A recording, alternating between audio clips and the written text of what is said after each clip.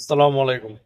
আজকে একটা ব্যাপার বলার জন্য আপনাদের মাঝে আসলাম, সেটা হলো যে আপনারা জানেন যে সবাই সৌদি আরবে কাজ করতে হলে আকামার ফটোকপি লাগে এবং আপনার অনেক সময় ইন্স্যুরেন্স পেপার লাগে, কিউও লাগে। তো এগুলো আপনার বের করার জন্য সবারই কম্পিউটার দোকান থেকে বের করতে হয়। তো যখন কম্পিউটার দোকান থেকে এগুলো বের করবেন, আপনি আপসার লগ ইন করবেন, পাসওয়ার্ড দিবেন এবং আপনার যে ওটিপি আছে এগুলো দিবেন। খুব সতর্ক থাকবেন, কারণ আপনার পাশেই দেখবেন বসা আছে হ্যাকার।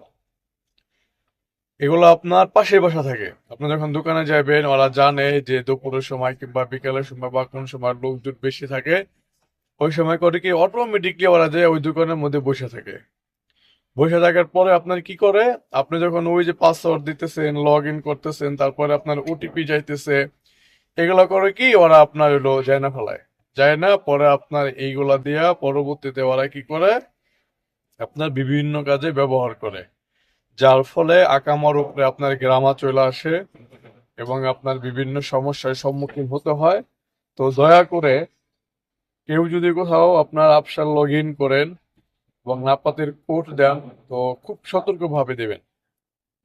এবং কোনো দোকানেও যদি আপনারা লগ ইন দিয়ে থাকেন, এটা আপনার সাথে সাথে লগ আউট দিয়ে দেবেন এবং আপনার আশেপাশে কেউ আছে কিনা সেটাও ফলো করবেন। প্রয়োজন হলে আপনি পাসওয়ার্ড চেঞ্জ করবেন, তাও আপনি খেয়াল রাখবেন। এটা কিন্তু খুবই একটা মারাত্মক বিষয়, ঠিক আছে? তো এই ব্যাপারটা যেন সবাই মাথায় খেয়াল থাকে, সবার সতর্ক হওয়ার জন্যই বললাম। ভালো থাকবেন।